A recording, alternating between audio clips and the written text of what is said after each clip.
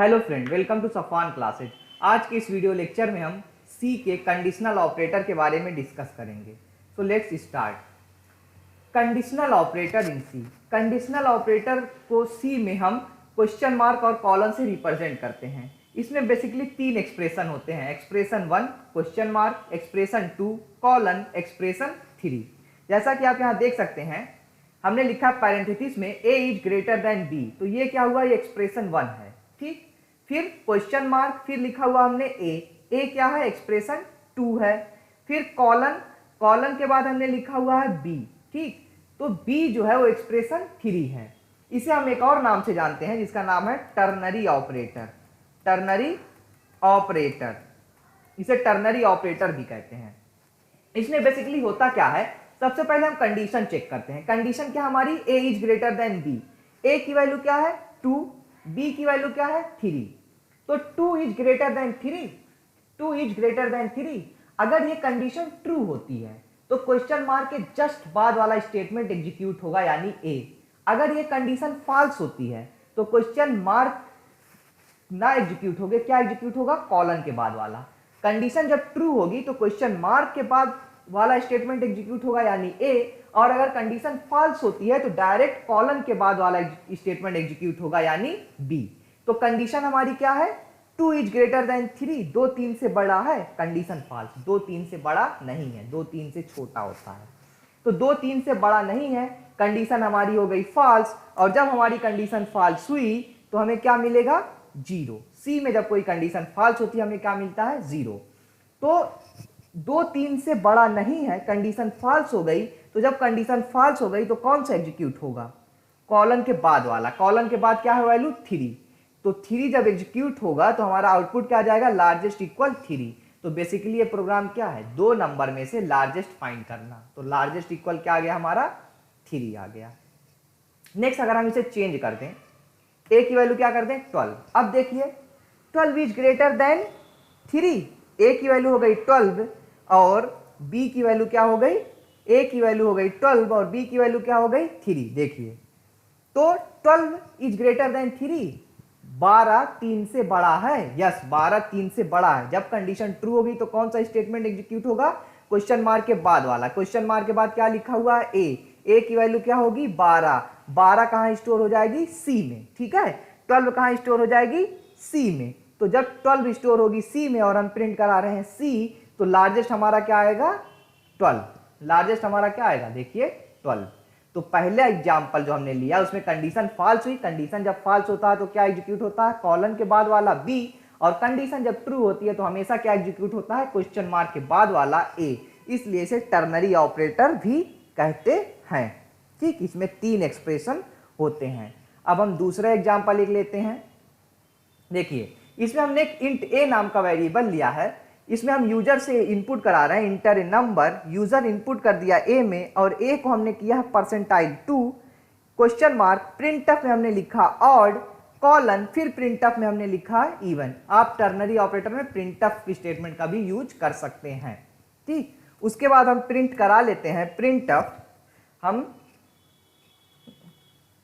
नहीं रहने दीजिए। ठीक, यही आउटपुट यहीं से हम रिप्रेजेंट कर देंगे। ये बेसिकली प्रोग्राम क्या है, इवन और ऑड फाइंड करने का। तो देखिए होगा क्या, अगर यूजर इसमें 2 की वैल्यू देता है, यूजर ए की वैल्यू क्या देता है 2, तो ए की वैल्यू यहां पर क्या प्लेस्ड हो जाएगी, ए की जगह 2 मॉडुलस 2। तो मॉडुलस ऑपरेटर क्या करता है, आपको पता ही है, मॉडुलस ऑपरेटर रिमाइंडर रिटर्न करता है। क्या करता है, रिमाइंडर रिटर्न करता है, शेषफल जिसे कहते हैं। तो 2 से जब हम 2 में भाग देंगे, 2 एक अन्नम 2, 2 में से 2 गया, रिमाइंडर आएगा 0। रिमाइंडर क्या आएगा 0। 0 का मतलब कंडीशन फॉल्स हो रही है। और जब कंडीशन फॉल्स होती है तो डायरेक्ट कौन सा स्टेटमेंट एग्जीक्यूट होता है, कॉलन के बाद वाला। कॉलन के बाद कौन सा स्टेटमेंट है, प्रिंटफ। और प्रिंटफ का काम ही होता है प्रिंट करना। तो ये क्या प्रिंट कर देगा, इवन। तो 2 बेसिकली क्या है, एक इवन नंबर है, जिसे हम रन करा के देख लेते हैं। F11 से इसमें रन होता है। इस डेवलपर C++ कंपाइलर में हम F11 प्रेस करेंगे तो प्रोग्राम रन होगा। हमने 2 इनपुट किया, क्या प्रिंट हुआ, इवन। आपको पता ही 2 क्या है, एक इवन नंबर है। अब देखिए अगर हम a की वैल्यू a की वैल्यू 3 देते हैं, ठीक, फिर से प्रोग्राम को हम रन कराएं, a की वैल्यू अगर हम 3 दें तो देखिए यहाँ पर क्या प्लेस्ड हो जाएगा 3 मॉडुलस 2, 2 से जब हम 3 में भाग देंगे 2 एक अन्नम 2, 3 में से 2 जाएगा, रिमाइंडर क्या बचेगा 1, रिमाइंडर बचेगा 1 जब आया तो कंडीशन क्या हो गई ट्रू।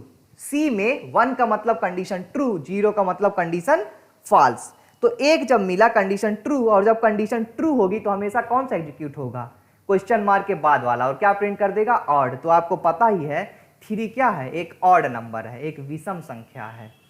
3 क्या आया ऑड। तो टर्नरी ऑपरेटर का यूज करके बेसिकली हमने एक प्रोग्राम बनाया है जो क्या है, जो फाइंड कर रहा है इवन और ऑड नंबर, और यहां हमने 2 नंबर में से ग्रेटर फाइंड करने के लिए एक प्रोग्राम बनाया है, ठीक। एक एग्जांपल और हम देख लेते हैं टर्नरी ऑपरेटर में।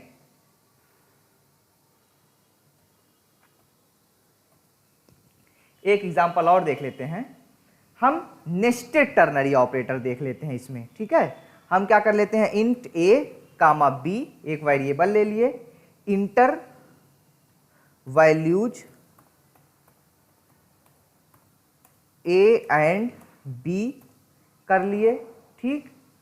उसके बाद इस स्कैनफ में भी हम दोनों की वैल्यू ले लेते हैं, एंड a %b, और यहाँ पर 2 बार परसेंटाइल d कर लेते हैं, ठीक। और यहाँ हम क्या कर लेते हैं, a is greater than b question mark, और क्वेश्चन मार्क में हम प्रिंटफ के अंदर लिख देते हैं डबल कोट के अंदर a is greater than b, ठीक है। फिर हमने लगाया कॉलन, कॉलन के बाद हम कर लेते हैं पैरेंथेसिस, पैरेंथेसिस के अंदर एक और पैरेंथेसिस लगाते हैं, फिर हम लिखते हैं a is less than b और क्वेश्चन मार्क, फिर हम लिखते हैं प्रिंटफ, और प्रिंटफ के अंदर हम डबल कोट में फिर लिखते हैं a is less than b, और फिर यहाँ हम लगाते हैं कॉलन, और कॉलन के बाद फिर लिखते हैं हम प्रिंटफ, और प्रिंटफ में हम लिखते हैं a इक्वल b, फिर यहाँ हम लगा देते हैं सेमी कॉलन, ठीक है। तो यहाँ पर देखिए स्टेटमेंट में हमने क्या लिखा, हमने लिखा a is greater than b question mark, ठीक।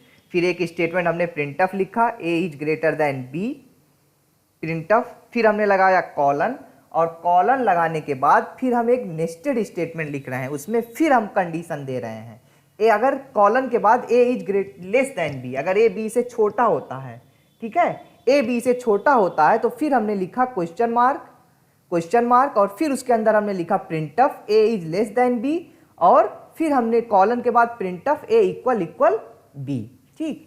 तो बेसिकली हम यहाँ पर 2 वैल्यू ले लेते हैं, a की वैल्यू ले लेते हैं 2, यहाँ पर हम समझ लेते हैं, फिर रन कराते हैं, और b की वैल्यू ले लेते हैं 3। अब यहाँ पर आइए देखिए, a की वैल्यू है 2 इज ग्रेटर देन, ठीक, और b की वैल्यू है 3। अब बताइए 2 3 से बड़ा है, नहीं, कंडीशन हमारी क्या हो गई फॉल्स, 2 3 से बड़ा है, कंडीशन हमारी हो गई फॉल्स। फॉल्स का मतलब हमें क्या मिला 0, 0 मिलते ही हम क्वेश्चन मार्क के बाद नहीं जाएंगे, हम कहाँ जाएंगे, हम डायरेक्ट कॉलन के बाद जाएंगे। ये एक स्टेटमेंट है, पहले आप ध्यान से समझ लीजिए, ये एक्सप्रेशन 1 है, ये एक्सप्रेशन 2 है, और ये पूरा आपका एक्सप्रेशन 3 है, ठीक। और एक्सप्रेशन 3 के अंदर ही एक नया कंडीशनल स्टेटमेंट लिख दिया गया है, जिसमें ये एक्सप्रेशन 1 है, ये 2 है, और ये 3 है। तो जब हमें कंडीशन यहाँ मिली फॉल्स यानी 0 मिलते ही हम कहाँ जाएंगे, सीधे कॉलन के बाद। कॉलन के बाद जब हम यहाँ पर आए तो हमें एक फिर से नया मिल गया, एक नया कंडीशनल स्टेटमेंट, जिसमें हम फिर से हमें चेक करनी पड़ेगी कंडीशन। a की वैल्यू है 2 और b की वैल्यू है 3, तो 2 is less than 3, yes condition true. 2 3 से छोटा है ना, कंडीशन ट्रू हो गई। तो जब कंडीशन ट्रू होगी तो हमें क्या मिलेगा 1, और जब कंडीशन ट्रू यानी 1 मिलेगा तो 1 मिलते ही क्वेश्चन मार्क के जस्ट बाद वाला स्टेटमेंट एग्जीक्यूट होगा, और क्वेश्चन मार्क के बाद वाला स्टेटमेंट कह रहा है a की वैल्यू b से छोटी है, यानी 2 3 से छोटा है, प्रिंट हो गया ये, ठीक, बिल्कुल 2 3 से छोटा है। और अगर हम यहाँ वैल्यू बदल दें, a की वैल्यू 12 कर दें, तो 12 जब हम करेंगे तो यहाँ पर आएगा 12 इज ग्रेटर देन 3, 12 3 से बड़ा है, यस। कंडीशन ट्रू होते ही क्वेश्चन मार्क पहले एग्जीक्यूट होगा और क्वेश्चन मार्क के बाद क्या दिया हुआ, प्रिंटफ, और प्रिंटफ में क्या लिखा हुआ, a is greater than b, यानी 12 3 से बड़ा है। ठीक, तो ये रहा आपके सामने, हम इस प्रोग्राम को रन करा देते हैं। ये बेसिकली प्रोग्राम हमने सेव किया। ठीक, F11 से हम प्रोग्राम को रन कराते हैं। Inter values a and b हमने दिया 2 एंड 3, तो क्या आया, a is less than b। देखिए 2 3 से छोटा है, यानी a 3 से छोटा है। एक बार फिर रन कराते हैं हम। अब हम देते हैं 12 और 3, तो a is greater than b, यानी 12। ठीक है, 12 क्या है, 3 से बड़ा है। एक और बार रन कराते हैं हम। 2 2 दोनों बराबर दे देते हैं, तो क्या हुआ, a इक्वल इक्वल b। ठीक, तो दो वेरिएबल में ग्रेटर, स्मॉल और इक्वल चेक करने के लिए ये नेस्टेड कंडीशनल स्टेटमेंट है। तो हमने आपको कंडीशनल स्टेटमेंट अच्छे से समझा दिया। आई होप आपको समझ में आया होगा। सी में बहुत इंपॉर्टेंट कॉन्सेप्ट है और बेसिकली नाइलिटो लेवल के लिए, ठीक है, ये बहुत इंपॉर्टेंट कॉन्सेप्ट है, या बीएससी के पेपर्स के लिए भी बहुत इंपॉर्टेंट है। अगर आपको वीडियो पसंद आए तो जरूर लाइक करें और हमारे चैनल को जरूर सब्सक्राइब करें और अपने दोस्तों के साथ शेयर करें। Thanks for watching it.